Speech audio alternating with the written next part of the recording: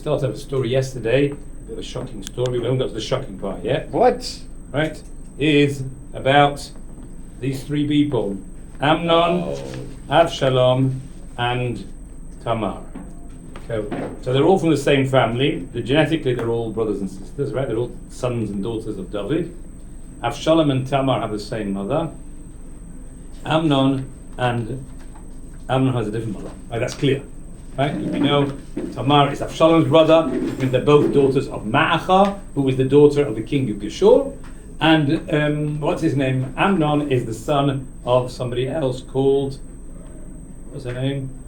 Achinoam. Okay?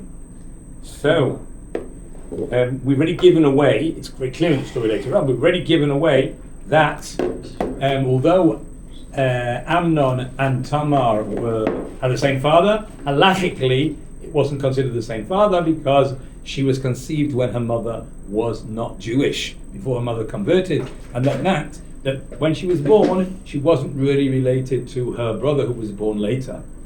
Okay? So, she had one brother from the same mother, but she had another brother only from the same father.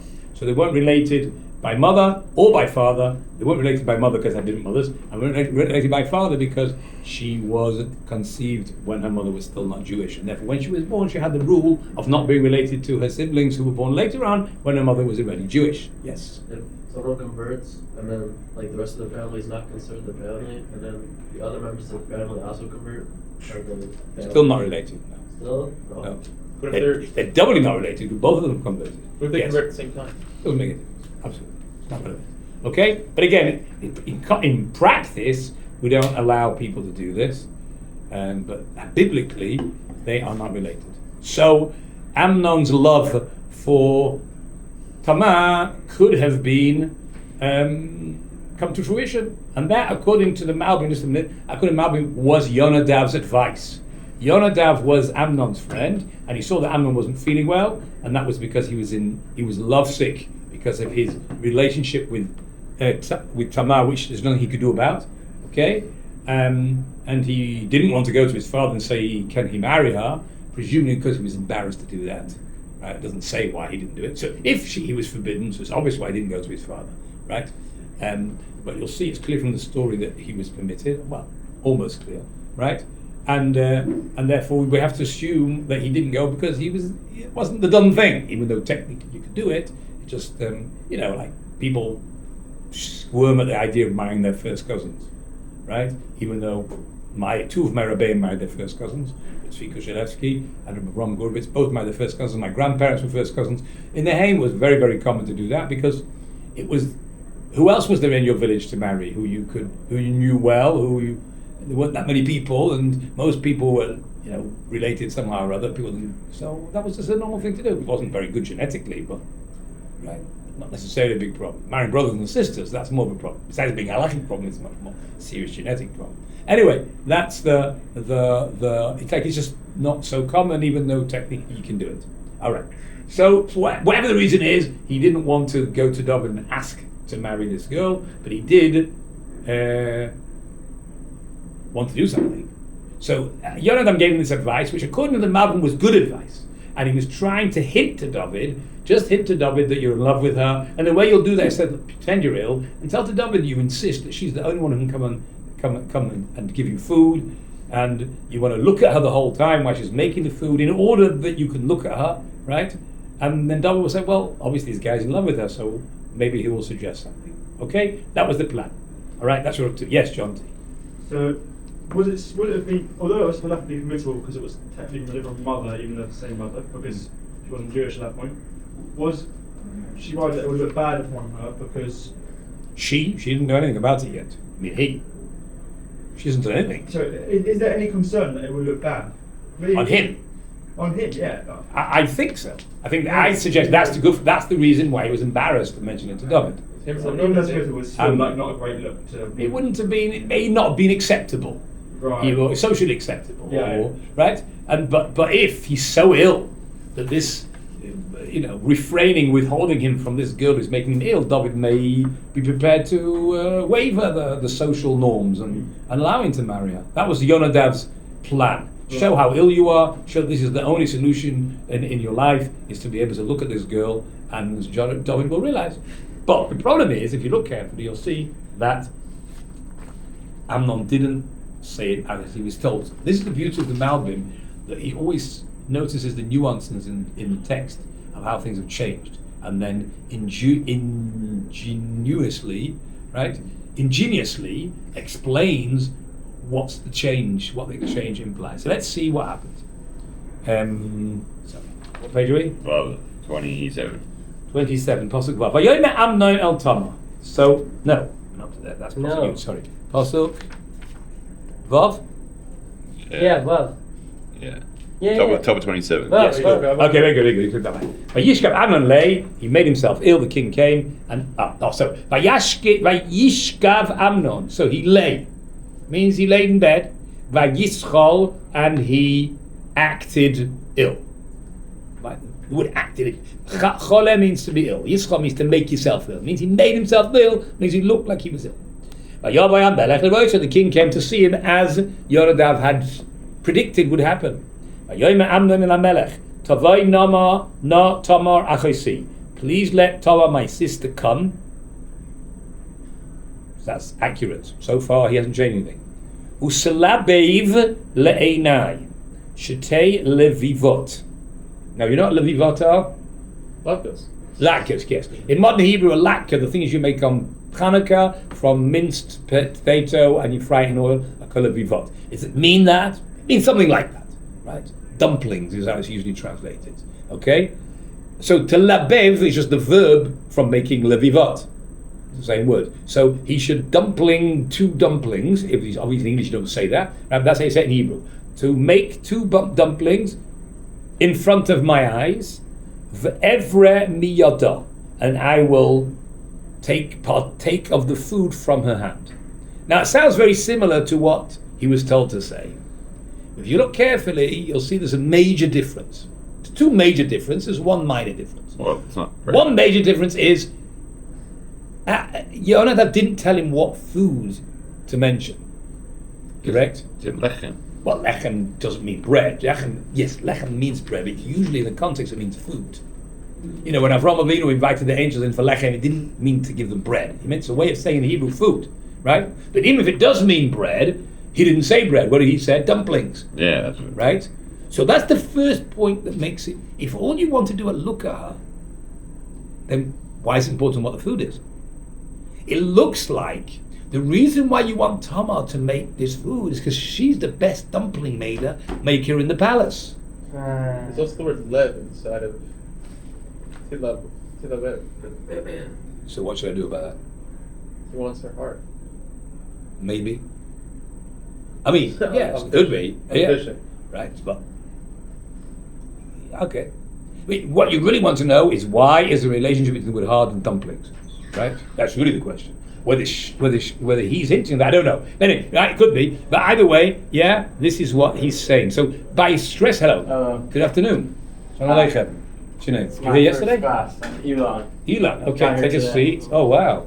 So take a copy here. This is not being used. Okay. So by stressing the food, he's taking away from the implication that Yonadav wanted. Yonadav wanted stress that you want to look at her. What she makes is not important. If you're lovesick about this girl and you just got to keep your eyes on her, it's not important what she's making.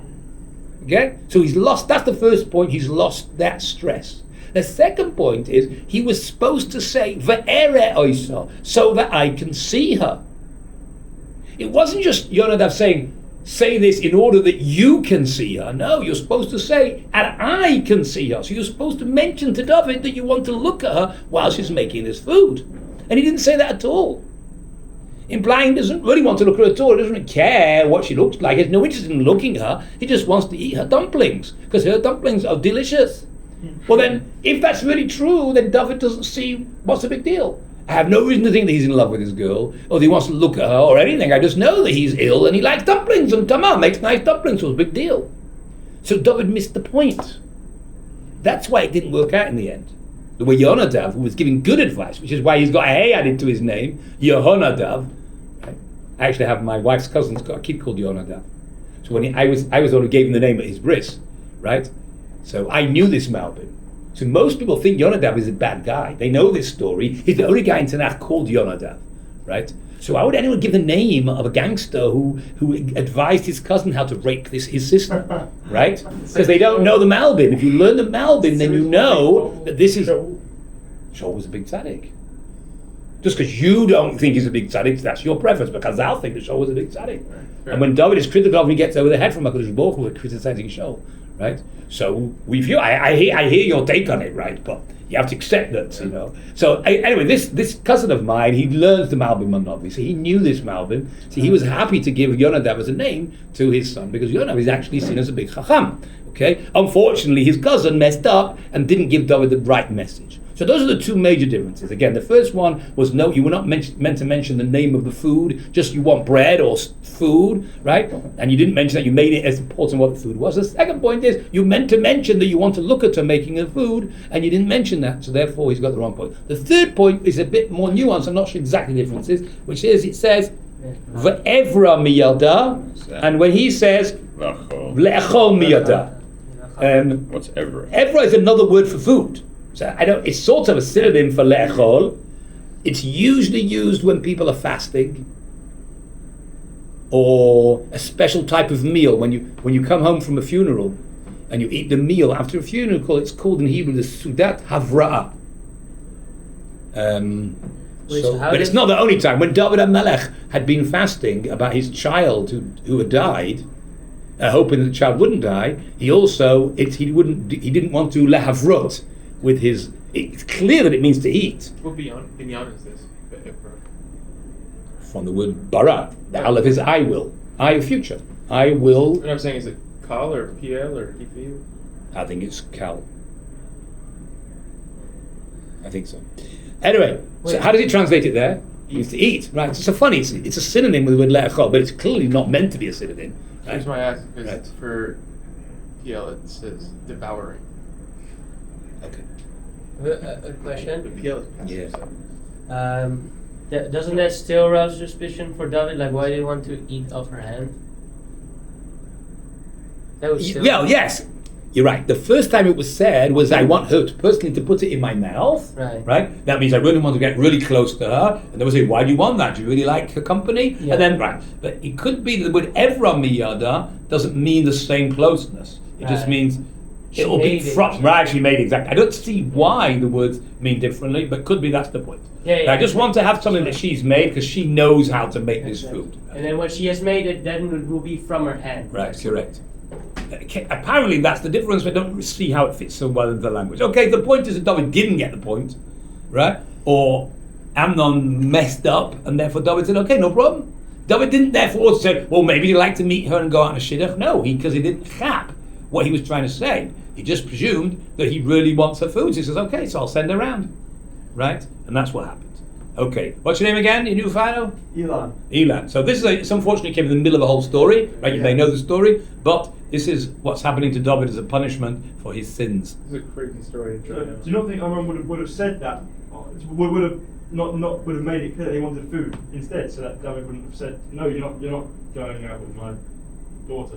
One second, he doesn't want to go out with his daughter? David probably wouldn't want them to be together, right? Why not? One second. Yonadav thinks that if he asks, that David will agree. That was the advice. That was the point of the advice. He thought David That's would agree. and so that's what he thought. Why not? Look, if David see his son's madly in love with his girl, and halakhically it's not such a big deal, right? May not be so socially normal, but big deal. So people do things which are not so socially acceptable when their children need it. So is the son worried that David won't agree, and is that why he's trying to hide it? No, I don't know. Right. No, I just think he didn't understand the advice that he'd been Right. given. He didn't understand the point that this David would then realize how in love with him. He just thought he was being told to make this food. He thought that Yonadav's advice was a way to get the girl in the room so that he can rape her. That's what he thought. Right? So therefore, stressing the food doesn't make any difference to the message. The main point is to get this girl in the room. That's what we get. Stress. Right? That's Amnon's understanding of the advice. And therefore, he didn't, if you don't understand the nuance of the advice you're given, there's not a big deal to change it. But the Malbim said that Yonadav understood the nuance of his advice, and that's why Yonadav said it differently. Yonadav didn't want his friend to rape his sister. He wanted that David should understand how madly in love he is with her, and then he'll suggest that they should go out. That was the point. And that's why he changed it, because he didn't understand what he was being told. Okay, so what did he do? Pasuk say, Vayishlach David el Tamar. So David sent a message. Vayishlach means he sent messengers to Tamar, Habaita, to the house. Habaita, hey is the, hey at the end means to the house. Lamar, this was the message that David sent to Tamar. Lechi means Go. Please. go. Why has it got you to the end? Because it's to Tamar and it's feminine. Very good. When you give instructions to a girl, you add a you to the end. Okay, so lechi means go. Na, please. Beit Amnon, to the house of Amnon. So they lived in different buildings, right? Because the boys and girls were separate, and presumably the different families were separate because they had different mothers, right? One's mother was Ma'achar, one's mother was Achinoam. So they lived separately. So go to your brother's house. Achich. Achich means your brother. Vasiloi, again the you to the end is command to do. Do for him Haberia, the food. Make him some food. Okay. So she went. Father told her to go. It was a big deal, right? She's not a suspicion. She has no idea the relationship, the way he looks at her when he sees her. She knows nothing. Vatelech Tamar went Beit Amnon, to the house of Amnon, Achia, her brother. They were brothers, right? In a sense, right? They had the same father, even though they didn't have the same mother. Who shochev, and he was lying. Means he was lying in bed. Vatikach es batzek. So she took the batzek means Dough. the dough. Correct. Batzek is dough. She took the dough, which you make. So it wasn't what we call latkes, right? Yeah, latkes not made with dough. That's why maybe dumplings is a better word. She took the dough, vatolosh, and she kneaded it.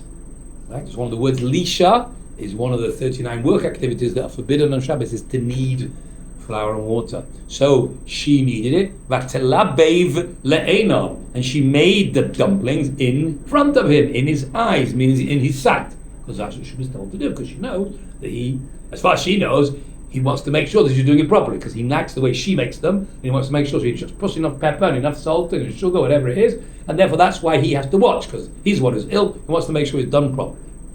It's not the real reason. He wants to look at her, right? But she doesn't know that. Atavashel es halevivois, and she cooked the dumplings. Vatikach es hamasreis. Now, I don't know exactly what masreis is, but it's probably some type of frying pan, okay, in which she was cooking them, right? So we use the word cook specifically, as it says. We use the word cook to mean in water usually, but not necessarily. Technically, there's different words. There's bishul is in water, afia is in an oven, tsilia is roasting on a spit. There's different words, but it probably means the same thing. Okay, bishul is more the generic word for any type of making food more edible. Atika, she took the pan. Tzitzoik. Tzitzoik means to it can mean to pour, right? A matzekes is a ladle. So she poured it out, lefanav, in front of her. So she's taken the thing out of the frying pan into the plate in front of him. Vayemo'ein le'echol. Vayemo'ein means, you've all seen the videos, vayemo'ein? No? Resist. You should have. He resisted. Well, maybe you don't need it. Like he resisted. You probably do. Vayemo'ein means to refuse. Yeah. Right? Why is it a video? I mentioned this once before, didn't you remember? Vayemo'ein. Go and look in your Google, Vayemo'ein. It's a series of short clips which are to encourage you to control your eyes. Right? The word Vayemo'ein is used when Yosef refused to lie with the wife of Potiphar, and she seduced him day in, day out, and he kept on refusing. The word Vayemo'ein is refused. So when you want to need some chizuk to fight your Yetzer Hara that tells you to look at all the things you shouldn't be looking at, you can watch one of these videos, and it's called Vayemo'ein. Okay, so he did the same thing. But this is the opposite, right? These guys refused. He doesn't want to eat. Why? Well, you found it? Okay. Why? Because he wants to get everybody else out. He can't do what he wants to do with everybody else in the room. That would really be silly, right? So he refuses to eat. No, I can't eat. I don't eat. I can't eat with all these people around, right? I need quiet, just me and Tamar, yeah. Why Tamar? Because she'll, maybe if they're not right, she'll put them back in the frying pan, whatever, some excuse why Tamar has to stay. Okay. take out, it's an instruction, Hotziu, take out, Kolish, all the people, literally means all the men, right? It means all the people, may alive from on top of me, it means from around me. Everyone should leave. I want everyone to leave. Obviously, except the person who's serving the food. But Yetsu, Kolish, so all the people went out, having no idea what was Amnon's, what was he going to do. Now, is this permitted for a young man and a young girl to be in the room at the same time? No. Well, it was at the time, because before this story, the prohibition of what we call yichud only applied to married women. I mean, you couldn't be in a room isolated on your own with a married woman. With single girls, it was permitted, right? And it only became forbidden because David HaMelech forbade it after this story. Unfortunately, David learnt the hard way about what happens to young men and young girls when they're alone on their own. Obviously it's not as bad as if you're talking about a married woman. It's much more serious, right? And that's why that's biblically forbidden. But David, it's not such a good idea of singles either because of what can happen. So apparently the Beis Din of David and his court, right, the Sanhedrin at the time decided as a result of this story to forbid it. But at the time it was permitted. Okay, that's why no one was shocked when Amnon was about to do this. What's ma'alan? Made a love from on top of him or from around him, right. from next to him.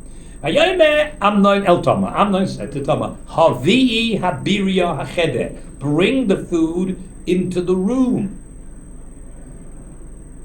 Is she not already in the room? Well, yes, he's in bed, isn't he? Right? And the food was already poured in front of him.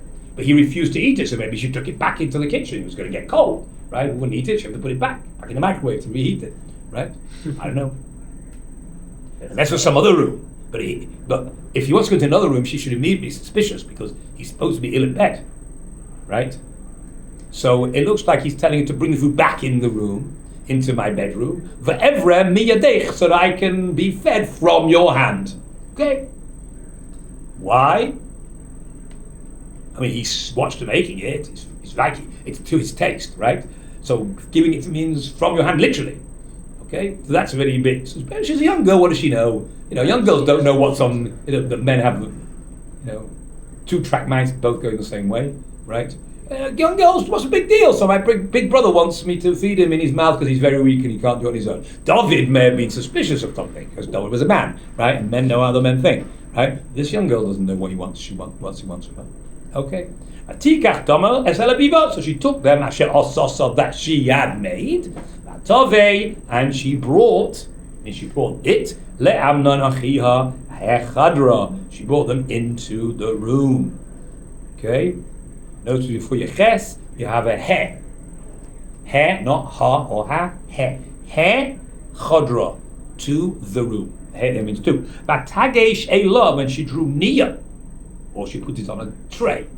Like a magash in Hebrew is a tray, but it's from the word lageshet, which means to come close. So she come close to give him to eat.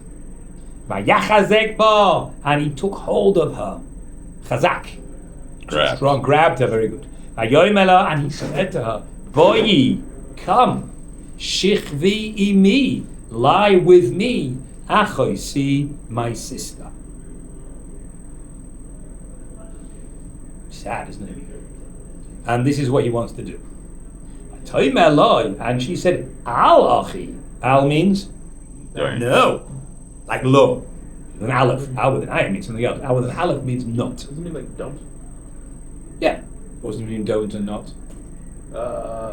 One is to negate something else, and the other is like a command. And which is which here? She's saying like don't, like commanding him, like don't. I think the opposite. You see, when you say lo tirtzach, that's a command. You shall not murder. Right? The Meshech Chochmah says. What do you mean negating? Because you're not allowed to do it. So it's a command. I guess. No, the Meshech Chochmah says that al usually goes with the request as opposed to a command. Usually say al no. That's how it usually appears. Al no means please don't. Right? So it could be that she's not in a position to command because she's his younger sister. She can beg, please don't do it.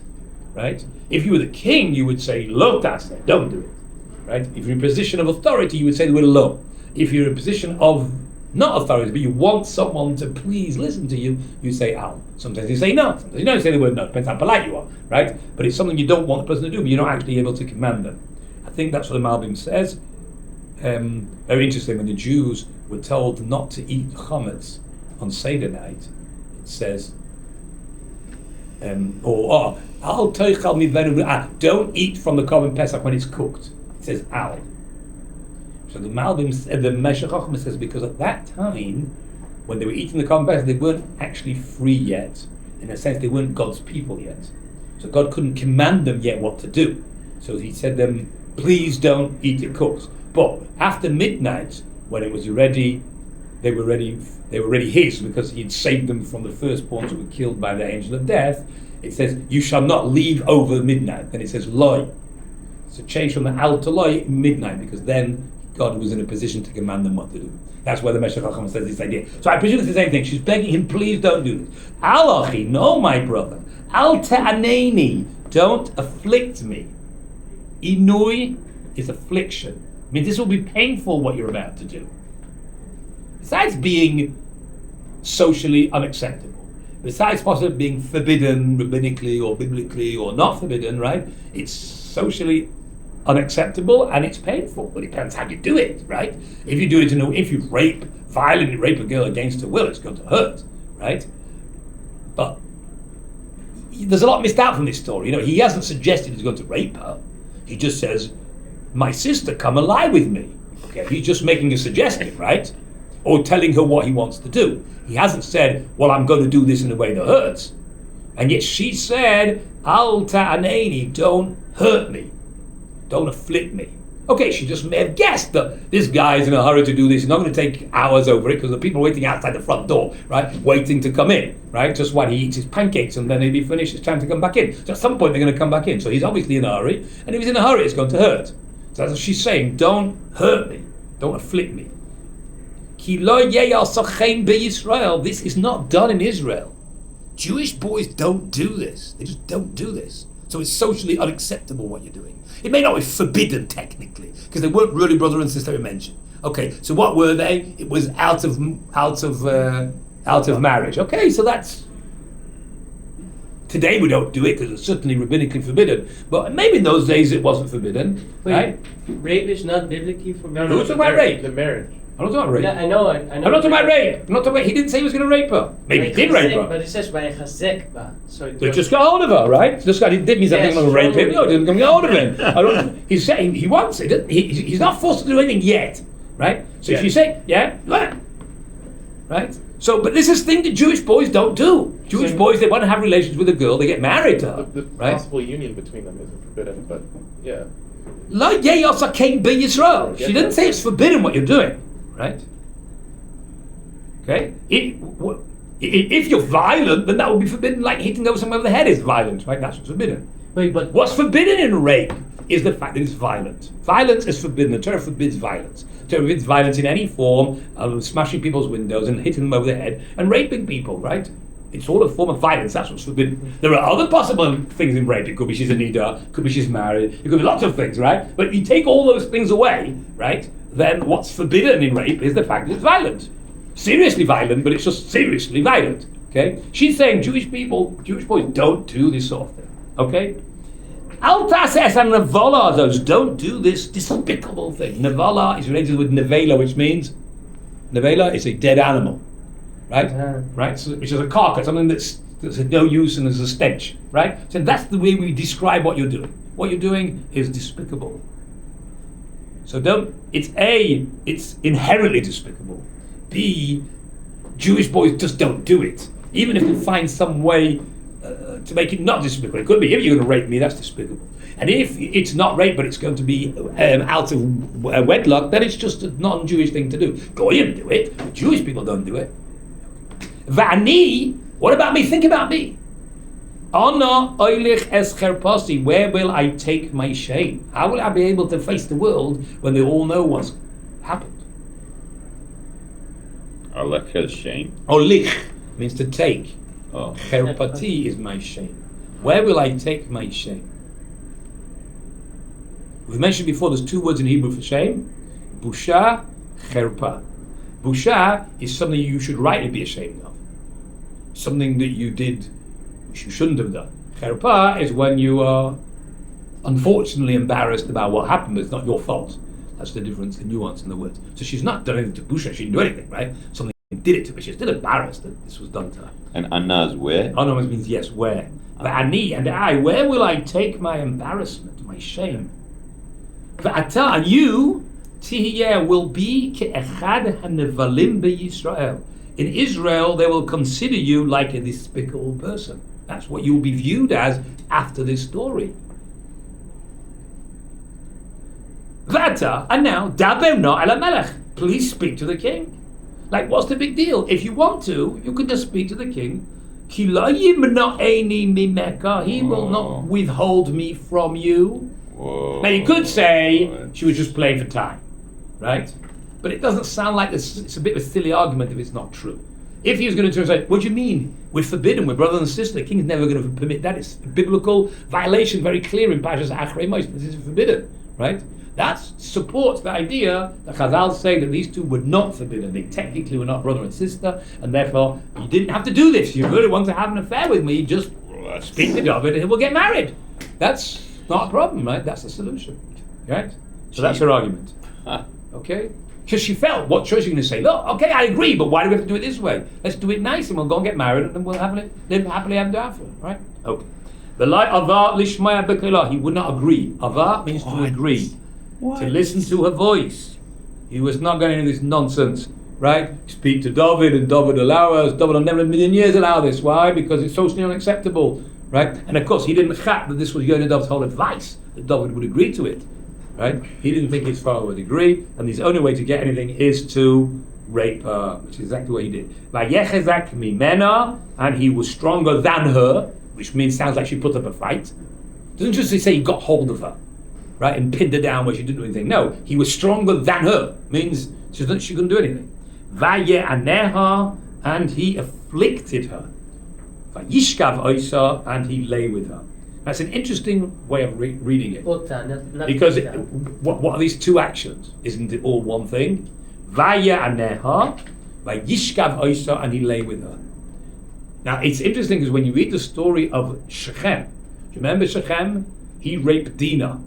Remember Dinah? Dinah was Yaakov's daughter, Yaakov's only daughter, and she went out to shmai around in Shechem, and she was seen by Shechem, who took her and raped her. There it says he lay with her and he afflicted her.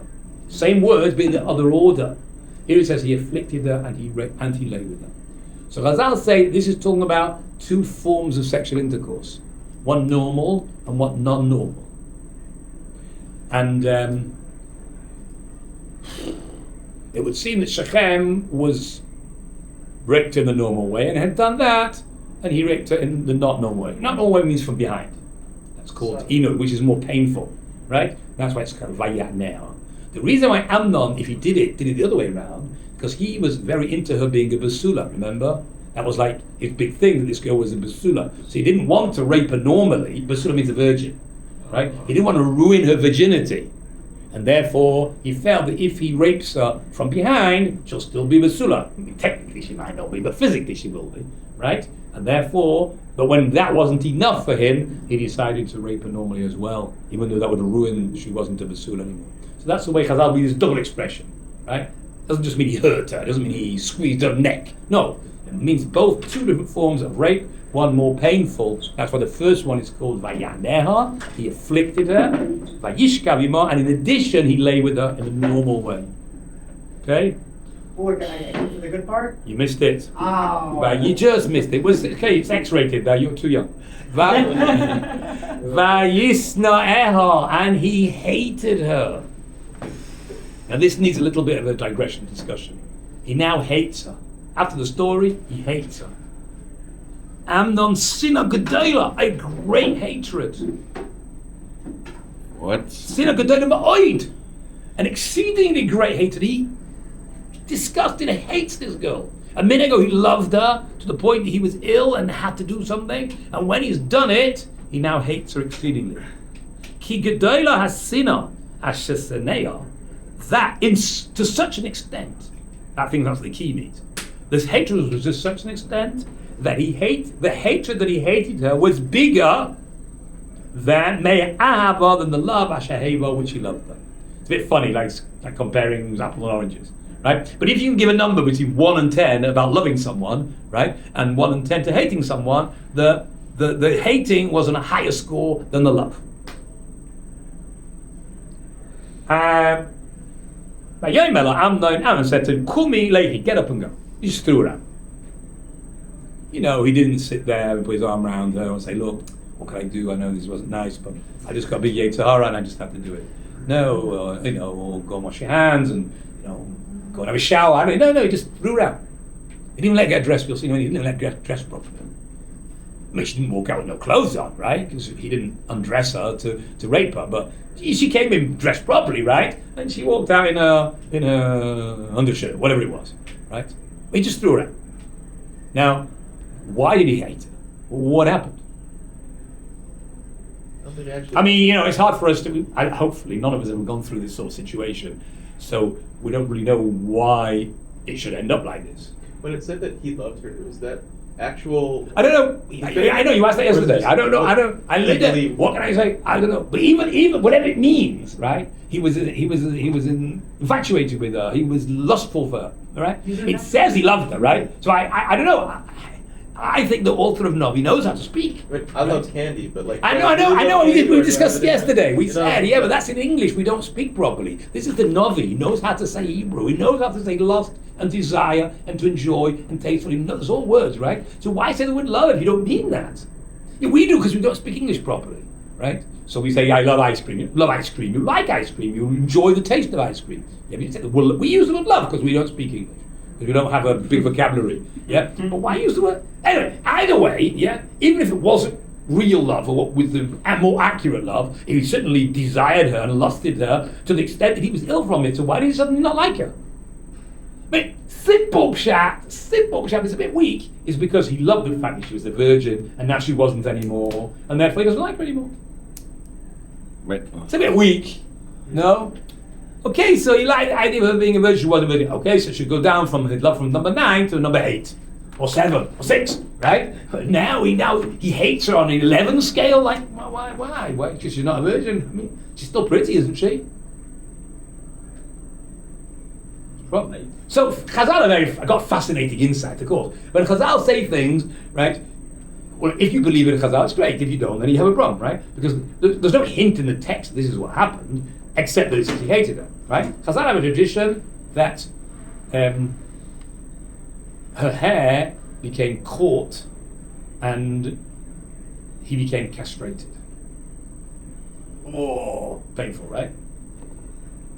That means a woman has pubic hair, right?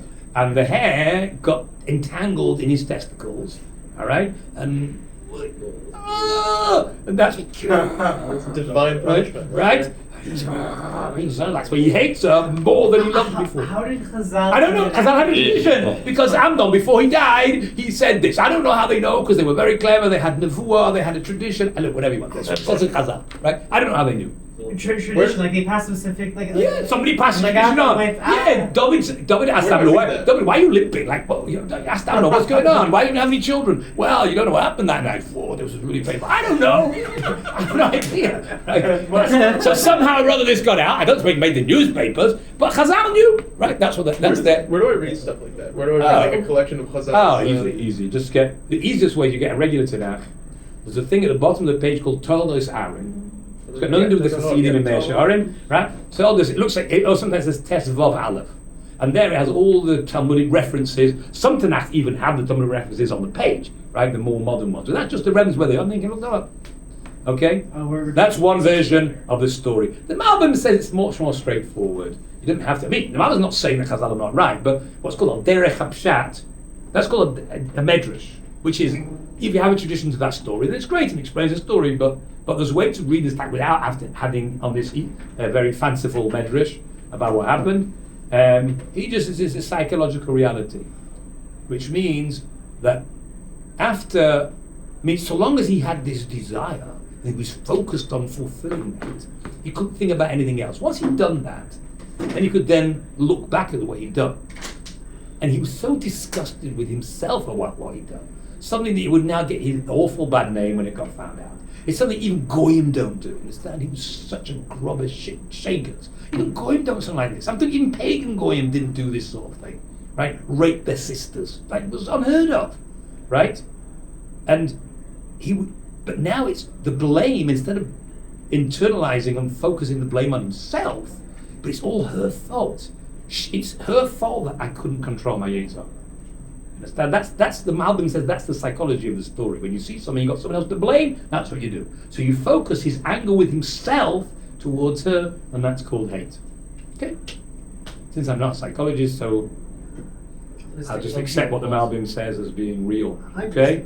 All right. All right. So what does he do? And she said, "Lie." She said to him, "Al oidois hara hagadola hazois." Al. What does al mean? On. That's with an I. Oh, two. This is no. Means don't make me leave. That's what she said. Oidois concerning hara hagadola hazois. This great evil me acheres than the other asher asisa imi that you did with me leshalcheni. Means to send me out is a bigger evil. I feel worse that you throw me out than what you actually did. What you did, I understand what you got. Yes, you did it, right? Right? I mean, it's a form of violent love, but at least it's. But throw me out is like you do with a Coca-Cola can. You drink it, then you stress you out, throw it away, right? That's what I'm worth. I'm so, I understand you want to rape me because you think that I'm pretty, whatever, that's what you want to do, I hear. But to throw me out is disgusting. I feel it's more evil what you're doing now. This thing that you want to do is worse to send me in. And he didn't want to listen. She said, please don't do this. Just let me stay here, let me get dressed. I'll go out like a mensch, and I'll comb my hair, whatever. No, don't get out. I don't want to see you again. I mean, it's more shocking, of course. You have to understand this guy's David HaMelech's son. God is messed up big time in his chinuch, right? Correct? Mm-hmm. Yes. You don't hope to have children like this. I don't hope that any of your friends will have children like this. Okay? And none of your enemies will have children like this, right? And yet David HaMelech has a child who is so madly in control of his Yetzer Hara that he manages to violently rape his sister and throw her out of the house afterwards. So, it's easy for us to criticize David because we learn a lot of our chinuch things from David. Understand? Chazal tell us this is not the way to bring up children. And David has quite a few children who misbehave seriously. And Shlomo HaMelech is the one who coined the phrase, which is spare the rod. You don't know this phrase? Well, he didn't say it in Hebrew, in English. In English, they say spare the rod, spoil the child. Spare the rod means if you don't smack when you're supposed to, you will ruin your children. So I know it's not acceptable in the 21st century, but what can I do? Alex Shaul HaMelech knows better than the Western psychologists, right? Unfortunately, people are violent, and therefore they don't know how to use the rod properly, and therefore, so welfare tells you can't hit your children anymore. Okay, maybe it's good because in the 21st century people are so violent because they've watched millions and billions of movies and people be violent. Therefore, they'll be violent with their own children. But in a good, natural, normal, loving world, that's the right way to do with your children. So I got walloped as a kid once. Once I got walloped from my father. You know the story? What did you do? Once. I don't believe it. What? Yeah, I'm telling you, I got once. Listen to Kalisha or something? No, I had a friend called Joseph Leader who was very good at football. Great football, at least I thought he was, right? And he told me he used to play for Manchester United Junior League, right? Why did he tell me this? Because whenever he didn't want to play with me, that was his excuse. He can't play because he's practicing. He got practicing for the Manchester United Junior team. After years of this relationship, I found out it wasn't true. And I went so mad with him. I took a chalk and wrote on the sidewalk, or pavement as we used to call it, Joseph Leader is a pig. I wrote this on the sidewalk outside his house, right?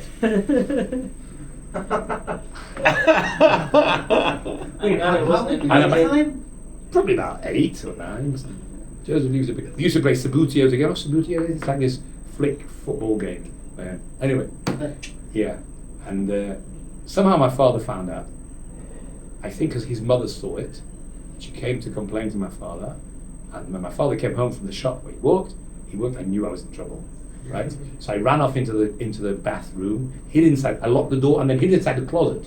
even though I'd already locked the door. Remember, I locked the door, then hid in the closet, but I couldn't stay there forever. Eventually I came out, he took his slipper up and walloped me. You went So did that affect me? onto a boat and you went to the bottom of the boat. No. that was Yonah. Yeah. So that was we learned the story about Shlomo HaMelech's mother also walloped him, right, when he was already king. That's another medrash, that's another story. And then he composed Aish Chayil. That's a whole story, we'll get there, Mitzvah Shem. We'll learn Malachim Aleph if we ever get there. Yeah? So, that's Shlomo HaMelech. You see, Shlomo HaMelech wrote, he actually said it slightly stronger, which is, he who spares the rod hates his child. It's a sign that you hate your child if you don't wallop them. Because you don't care, just like you don't wallop your neighbour's kids, because you don't really care how they grow up, right? You know, they say if you see someone run into the street and someone starts screaming at the kid, you know it's the father. Because the father cares enough to scream at the kids because the kid's life is important to the father. Other people say, shouldn't do that, go home and tell your daddy, whatever.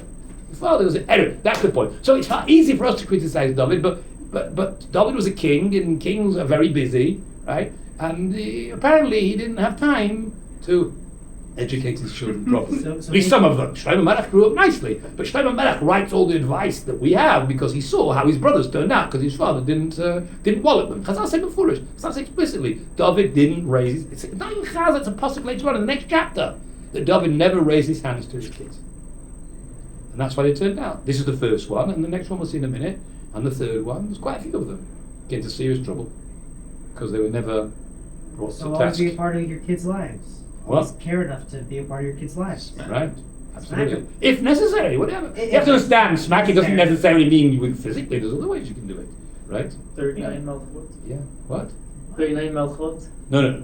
That we do on Erev Yom Kippur. Do you want Outside to the get big snack by the parents? right? No, now it's not acceptable because that's bad. I think the reason is because people are more violent. People have been through Vietnam. People have watched a million murder movies, and therefore, people, if you let them be violent with their kids, they'll do too much. Well, you know, my son-in-law told me that when his father used to wallop them, his father would say, "You should know this hurts me more than it hurts you." Yeah. And the Bali Musa, like the big Bali Musa, they used to get put on the Shabbos clothes before they would wallop the children. Because you don't wallop out of anger, you wallop out of education. If you just go like that, right, then it doesn't teach anything. It just teaches the kids how to act when they're angry.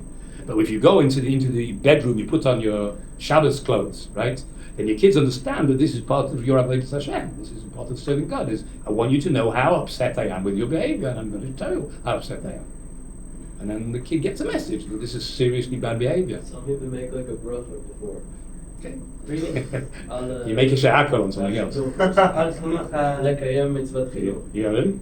Yeah. That's Wait, how? Your Like present. Charedim do is more. Al Chinuch, what is Al it? Yeah, it's That's bracha. you Lekayem mitzvot chinuch. That makes Yeah. sense. Lekayem I've never heard of such a brother. To fulfill the mitzvah of education. Okay. All right. So that's the point. So anyway, this is the first unfortunate. Well, it's really the second event happening to David. The first one was the baby that was born, died. The second is his daughter has been raped. Okay, that's point number 2. Okay, now it's interesting because that's also similar to David's sin, right? David had an illicit affair with this married woman. Well, married in brackets, whatever you want to call it, right? So that's already midah keneged midah. Besides the child which was born illegitimately died, right? His daughter is now sexually abused. I mean, it's different because he didn't abuse Bathsheba. He did nothing against her will, right? It looks like she was very, complying in the story. But this is Well, different, it says he was stronger than her. right? No, Bathsheba. Oh. I was saying, yeah. Michal? No, I'm saying that David didn't do anything to Bathsheba against her will. Say. The one on the roof was Bathsheba? Correct. Oh, I No, Michal was his wife. The one of the. Oh, that's spoiling. Yes, we did that already. Oh, you did that already? On the roof, finished that. Long time. Oh no, I'm thinking later on. Later on, that was the Sholem. Yeah. That's a different story. Okay. But tell me, like, so let's switch off. So, the light of Shmuel, he didn't want to listen to it. Are we finished? Okay, we'll count tomorrow. Okay. No.